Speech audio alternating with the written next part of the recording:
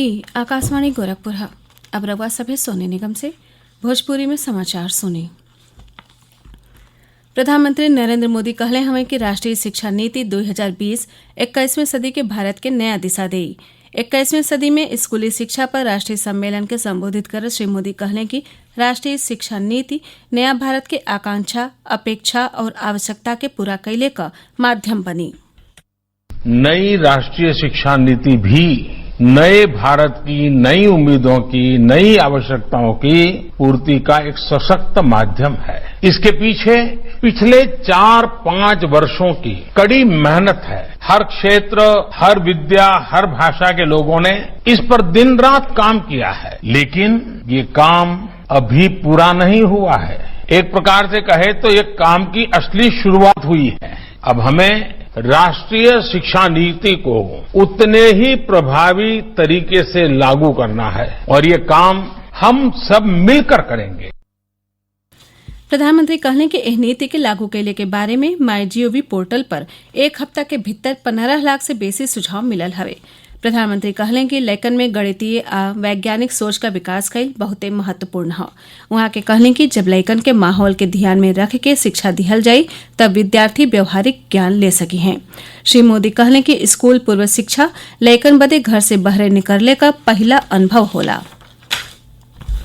वहां के कहने कि देश के स्कूल पूर्व से लेके उच्चतर स्तर तक के शिक्षकन के जरूरत हवे, जवने से लैकन के खेल खेल में कई गो गतिविधियन के जरिए शिक्षा दिहल जा सके। प्रधानमंत्री कहले कि लैकन बदे सीखले का आसान और अभिनव तरीका खोजल जाए के चाहिए।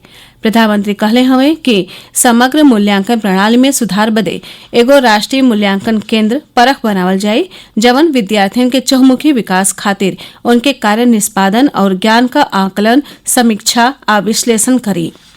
इस मौका पर शिक्षा मंत्री रमेश पोखरियाल निशंक कहले कि राष्ट्रीय शिक्षा नीति का मुख्य जोर वैज्ञानिक सोच के साथे विद्यार्थियों का समग्र विकास कैल हवे।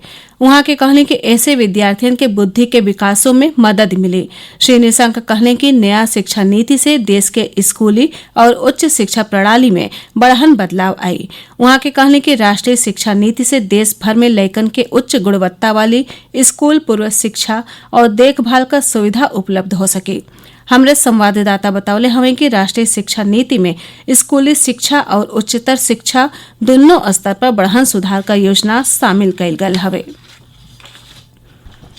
प्रदेश के मुख्यमंत्री योगी आदित्यनाथ कहले हमें कि कोविड-19 के फैलाव के रोके बदे अपर मुख्य सचिव स्वास्थ्य आ अपर मुख्य सचिव ग्राम्य विकास और पंचायती राज लखनऊ के जिलाधिकारी, मुख्य चिकित्सा अधिकारी, मुख्य विकास अधिकारी, नगर आयुक्त के साथे बैठकी कई के प्रभावी कार्ययोजना तैयार करे। श्री योगी आज लोक भवन में एगो उच्च स्तरीय बैठकी में अनलॉक व्यवस्था का समीक्षा करत रहले। वहां के कहने की कॉन्टैक्ट ट्रेसिंग के पुरहर गुणवत्ता के साथे संपन्न करावल जाए। कोविड-19 के काबू में करे बदे एह कार्य का महत्वपूर्ण भूमिका हो। एह बदे कॉन्टैक्ट ट्रेसिंग का कार्य सुव्यवस्थित ढंग से कैल जाए। वहां के कहले कि अपर मुख्य सचिव स्वास्थ्य आ अपर मुख्य सचिव ग्राम्य विकास और पंचायती राज कोविड-19 के देखत लखनऊ के जिलाधिकारी, मुख्य चिकित्सा अधिकारी, मुख्य विकास अधिकारी, नगर आयुक्त के साथे बैठकी कई के एकरे फैलाव के रोके बदे प्रभावी कार्य योजना तैयार करें। देश में पिछला 24 घंटा में 70,880 रोगी कोरोना महामारी से ठीक भइल हवे। एकरे साथ ही देश में ठीक होखे वालन का कुल संख्या करीब 35,50,000 हो गयल हवे। ठीक होखले का दर अब बढ़ के 77.65% हो गयल हौ। स्वास्थ्य मंत्रालय बतौले हवे कि ठीक होखे वालन का संख्या लगातार बढ़ी रहल हौ। आकाशवाणी से विशेषज्ञन के सलाह श्रृंखला में कोविड-19 के बारे में सीनियर चिकित्सकन का राय प्रसारित कैल जाला।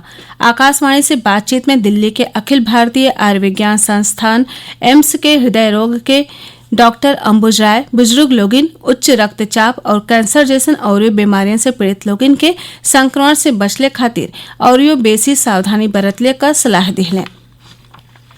आकाशवाणी का समाचार सेवा प्रभाग आज अपने फोन इन कार्यक्रम में कोविड-19 पर खास परिचर्चा प्रसारित करी। नई दिल्ली के मौलाना आजाद मेडिकल कॉलेज के चिकित्सा सलाहकार डॉक्टर नरेश गुप्ता इस चर्चा में हिस्सा ली हैं। श्रोता स्टूडियो में हमारे टोल फ्री नंबर 1800-115-767 पर फोन कई के विशेषज्ञ से सवाल पूछ सकेले।